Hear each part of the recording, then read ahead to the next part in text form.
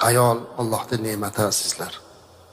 Ayol bir erkakka Alloh tomonidan berilgan sovg'a, hadiya, omonat.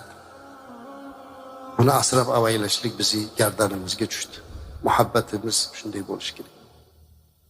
Bir xilgilar ayoliga shunaqa talablar qo'yadi. Agar biroz dindan xabardor bo'lsa, Fatima onamizni misol qiladilar. Hadicha onamizni misol qiladi. Aytadilarki, "Ey sen Rasululloh sollallohu alayhi vasallamning qizidan afzalmisan? Fatima onamizdan qayering a'lo" deb gaplarni gapiramiz.